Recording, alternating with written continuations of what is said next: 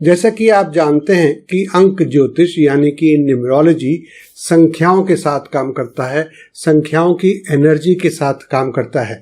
अंक शास्त्र मानता है कि किसी भी व्यक्ति की जन्म तिथि और उसके जन्म के साथ जुड़ी हुई कुछ मुख्य संख्याएं जैसे कि psychic number, destiny number, name number उस व्यक्ति के जीवन पर गहरा प्रभाव डालती हैं। अंक ज्योतिष जन्म तिथि के आधार पर व्यक्ति की विशेषताओं को बता सकने के साथ साथ वह एक सफल विवाह के लिए भी कंपैटिबल मैच अर्थात संगत मिलान का भी सुझाव दे सकता है। नमस्कार दोस्तों, मैं हूं आपका एस्ट्रोलॉजर और न्यूमरोलॉजिस्ट संदीप कटारिया और स्वागत है आपका अभी के चैनल पर। इस वीडियो में जैसे कि आपने थंबनेल देख ही लिया होगा, हम बात करने जा रहे हैं नंबर 3 वालों की कंपैटिबिलिटी, खास तौर पर विवाह के लिए, रिलेशनशिप के लिए बाकी नंबर्स के साथ। तो इसलिए यह जानना पहले जरूरी है कि आपका साइकिक नंबर 3 कहां से आया। ये कोई मुश्किल बात नहीं है। अगर आपका जन्म किसी भी माह की 3 तारीख, 21 तारीख, 12 तारीख या 30 तारीख को हुआ है तो आपका रूलिंग नंबर या साइकिक नंबर 3 है। और अगर आपका जन्म किसी और दिन हुआ है और आप अपना साइकिक नंबर यानी कि मूलांक जानना चाहते हैं तो उसके लिए हमने पहले से ही वीडियो अपलोड किया है जो कि बहुत पॉपुलर हो चुका है और उसका लिंक आपको ऊपर आई बटन में और नीचे डिस्क्रिप्शन बॉक्स में मिल जाएगा।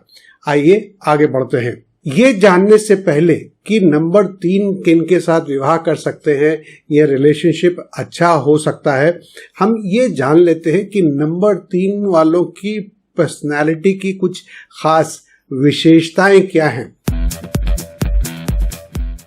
देखिए, ये तो आप में से बहुत सारे लोग जानते ही होंगे कि नंबर 3 बृहस्पति जी यानी कि प्लैनेट जुपिटर द्वारा शासित है यानी कि रूल्ड है। ये लोग थोड़े एकेडमिक, थोड़े स्पिरिचुअल, थोड़े ज्ञानी, थोड़े मिलनसार, थोड़े सा मेरा मतलब थोड़े नहीं, मतलब इन सभी चीजों का मिक्सचर। हिंदी में बात करूं तो आध्यात्मिक, मिलनसार, अनुशासित और ज्ञानी होते हैं। इसके साथ साथ ये लोग स्वतंत्र यानी कि इंडिपेंडेंट, साहसी और मेहनती भी होते हैं। इनके अंदर नेचुरल लीडरशिप की क्वालिटी बहुत अच्छी होती है और खाने पीने के मामले में भी ये विशेष शौक रखते हैं। और नंबर 1 की तरह ये लोग काफी एम्बिशियस यानी कि महत्वाकांक्षी होते हैं। अब इन नंबर 3 वालों को किसे चुनना चाहिए? लव एंड मैरिज न्यूमरोलॉजी के अनुसार आप जीवन साथी चुन सकते हैं और मैरिज न्यूमरोलॉजी आपको ये चुनने में मदद करती है कि किसके साथ आपकी शादी सफल हो सकती है। अब ये कोई जादू टोना नहीं है, ये है कि पर्सनालिटी कैसे एक दूसरे के साथ कंपैटिबल बनेगी नंबरों के अनुसार से। तो न्यूमरोलॉजी एक्सपर्ट्स का कहना है कि अगर आप नंबर 3 से रूल्ड हैं तो आप साइकिक नंबर या डेस्टिनी नंबर 3 या 9 वालों के साथ बहुत ज्यादा अच्छी अट्रैक्शन रख सकते हैं, उनके प्रति अट्रैक्ट होंगे और उनके साथ आप अच्छी कंपैटिबिलिटी रख सकते हैं। तो ऐसा माना जाता है कि यदि आप किसी ऐसे व्यक्ति से शादी करते हैं जिनकी लाइफ में डोमिनेंट नंबर, मेन नंबर 3 है, तो आपका जीवन बहुत ही शांत, शांतिपूर्ण और सुखद होगा और वैवाहिक जीवन भी सफल होगा। आइए अब चर्चा करते हैं कि आपकी और कौन कौन से नंबर्स के साथ रिलेशनशिप में अनुकूलता यानी कि रिलेशनशिप फेवरेबल होंगे। दोस्तों, यहाँ पर मैं एक बात कहना चाहूंगा कि अगर आप भी न्यूमरोलॉजी या एस्ट्रोलॉजी सीखने में रुचि रखते हैं तो आप नीचे डिस्क्रिप्शन बॉक्स में जाकर एक लिंक को क्लिक कर सकते हैं। हमने कुछ अच्छे वीडियो कोर्सेज बनाए हैं और उन वीडियो कोर्सेज की मदद से आप अपने खाली समय में और अपनी सहूलियत के अनुसार एस्ट्रोलॉजी, न्यूमरोलॉजी और एस्ट्रोलॉजी में भी हमारे पास कुछ खास कोर्सेज हैं जो कि अलग अलग चीजों पर फोकस करते हैं, तो आप उनको सीख सकते हैं। और इन कोर्सेज की कीमत बहुत ही वाजिब रखी गई है और इन कोर्सेज को खुद मेरे बोलने की रिकॉर्डिंग उसमें है। आइए अब आगे बढ़ते हैं। अब नंबर 9 के साथ इन नंबर 3 वालों का विवाह कैसा रहेगा। अंक ज्योतिष के अनुसार 3 नंबर के लोगों का साइकिक नंबर या लाइफ पाथ नंबर या डेस्टिनी नंबर 9 वालों के साथ विवाह अच्छा रहेगा। हाँ, एक चीज के लिए आप तैयार रहें कि नंबर 9 वाले बहुत ही एक्टिव, एक्शन ओरिएंटेड और एग्रेसिव होते हैं। तो अगर आप उनकी हाँ में हाँ मिलाने को तैयार हैं मोटे तौर पर, तो फिर तो सब कुछ ठीक ठाक ही चलेगा।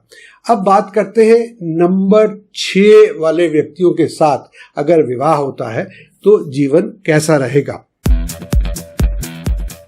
यदि आप मूल एस्ट्रोलॉजी या न्यूमरोलॉजी के नियम जानते हैं, अंग्रेजी में बोलूं तो if you know the basic tenants of astrology और न्यूमरोलॉजी, तो आप ये जानते होंगे कि नंबर 3 को रूल करते हैं बृहस्पति यानी कि जुपिटर, और नंबर 6 को रूल करते हैं शुक्र यानी कि वीनस। अब जुपिटर को देवताओं का गुरु माना जाता है और वीनस को दैत्यों का गुरु माना जाता है। तो इन दोनों का आपस में टकराव आदिकाल से चला आ रहा है, यानी कि वो एक दूसरे के दुश्मन हैं। तभी तो जब बात करते हैं उन 2 लोगों के बारे में जिनका रिश्ता अच्छा नहीं है, जो हमेशा टकराव में रहते हैं, तो हम क्या कहते हैं? हम कहते हैं भाई इनका तो 36 का आंकड़ा है। तो बस आपको हिंट काफी है कि अगर नंबर 3 वाले नंबर 6 के साथ शादी करते हैं तो सुखी रहेंगे, नहीं रहेंगे, अब आप समझ गए, क्योंकि आंकड़ा 36 का होने वाला है। अब आइए बात करते हैं कि नंबर 3 वालों की नंबर 2 वाले व्यक्ति के साथ कैसी निभेगी। तो जैसे कि जाहिर है कि जो नंबर 2 का व्यक्ति है उसका जन्म 2 तारीख, 11 तारीख, 20 तारीख या 29 तारीख को हुआ है, या उनका destiny number, life path number calculate होकर 2 पे आता है, तो इनके साथ भी आपका वैवाहिक जीवन सुखी और सफल होगा। अब चलते हैं नंबर 4 की तरफ। जब नंबर 3 और नंबर 4 वाला कोई आप जोड़ा देखते हैं तो आप देखते ही समझ जाते हैं कि ये एक दूसरे के लिए नहीं बने हैं। क्यों? क्योंकि इन दोनों का जिंदगी को देखने का नजरिया अलग है, मुश्किलों और परिस्थितियों को संभालने के तरीके अलग अलग हैं, यानी कि इनके दृष्टिकोण बिल्कुल अलग होते हैं। जहां नंबर 3 वाले बहुत ही स्वतंत्र हैं, घूमना फिरना पसंद करते हैं, लोगों को अपनी ओर आकर्षित करना इन्हें बड़ा अच्छा लगता है, ये लोग बहुत वाइब्रेंट होते हैं, क्रिएटिव होते हैं और बढ़िया कम्युनिकेशन यूज करते हैं, तभी तो ये लोग महान स्पीकर, टीवी एंकर, लेखक, कवि, कलाकार बनते हैं। परंतु इसके ठीक विपरीत नंबर 4 वाले अपना काम करना पसंद करेंगे, अपने कंप्यूटर से जुड़ा रहना पसंद करेंगे, बहुत ही एक्यूरेट कैलकुलेशंस करेंगे जीवन के बारे में, फाइनेंस के बारे में, और जमीन से जुड़े हुए होते हैं। तो अब आप ही बताइए कि क्या नंबर 3 और नंबर 4 वाले कभी एक दूसरे की बात समझ सकेंगे, कभी एक दूसरे को पसंद कर सकेंगे? क्योंकि नंबर 4 वाले बहुत ही डिसिप्लिन, मेहनती और अपने काम के प्रति बहुत कमिटेड होते हैं। नंबर 3 वाले थोड़ा उनका काम करने का तरीका होता है। दोस्तों, आगे बढ़ने से पहले मैं बताना चाहूंगा कि एस्ट्रोलॉजी और न्यूमरोलॉजी की मदद से हम किसी भी व्यक्ति विशेष की जीवन में हो चुकी घटनाओं और आने वाली घटनाओं का सटीक अनुमान लगा सकते हैं। तो यदि आप भी अपनी कुंडली दिखाकर हमसे परामर्श करना चाहते हैं तो आपका स्वागत है, पर ध्यान रहे ये पेड कंसल्टेशन होगी। आइए अब बात करते हैं नंबर 3 वालों की शादी कैसी रहेगी, रिलेशनशिप कैसा रहेगा नंबर 1 और नंबर 5 वाले लोगों के साथ। अंक ज्योतिष ये कहता है कि नंबर 1 वाले लोगों के पास बहुत ज्यादा चॉइस होती है, और बहुत ज्यादा से मतलब जो नंबर 3 वालों के पास चॉइस होती है उससे कहीं ज्यादा नंबर 1 वालों के पास चॉइस होती है। पर फिर भी अगर नंबर 3 वाले नंबर 1 वालों के साथ शादी कर लेते हैं तो संभावनाएं बहुत अच्छी हैं कि आप दोनों लाइफ को एंजॉय करेंगे और आपकी कंपैटिबिलिटी भी बहुत अच्छी रहेगी। एक और बात बताऊं, ना केवल मैरिज रिलेशनशिप की यहाँ पर बात हो रही है, यहाँ पर आप दूसरे तरह के रिलेशनशिप भी बहुत अच्छे से निभा सकते हैं, यानी कि पार्टनर्स हैं या कोई टीम मेंबर्स हैं, क्योंकि दोनों ही लीडरशिप क्वालिटीज रखते हैं, अपने काम को बहुत अच्छी तरह से एग्जीक्यूट कर सकते हैं और दोनों ही बहुत अथॉरिटेटिव होते हैं। बस एक बात का डर है कि भाई कहीं आप दोनों के बीच में ही ईगो क्लैश ना हो जाए। अब बात करते हैं नंबर 3 और नंबर 5 की कंपैटिबिलिटी कैसे रहेगी। देखिए, ये दोनों भी एक दूसरे को बहुत प्यार करेंगे और सोशल लाइफ को भी बहुत एंजॉय करेंगे, लेकिन जब शादी की बात आती है तो दोनों की अपनी अपनी अलग अलग मजबूत पर्सनालिटी यानी कि व्यक्तित्व होता है। इसलिए अब शादी तो हो गई, अब जो डे टू डे रिस्पॉन्सिबिलिटीज हैं ये दोनों ही लेना पसंद नहीं करेंगे, तो फिर बताइए आगे गाड़ी कैसे चलेगी। अब बारी है नंबर 7 और नंबर 8 की। तो पहले बात कर लेते हैं नंबर 7 की। देखिए, न्यूमरोलॉजी क्या कहना है, जरूरी नहीं है कि मैं इसको 100% एंडोर्स करता हूं और जरूरी नहीं है कि आपने भी इसको 100% एक्सपीरियंस किया है, पर नंबर 7 वाले कहीं ना कहीं शादी को एंजॉय करना चाहते नहीं हैं या करना आता नहीं है।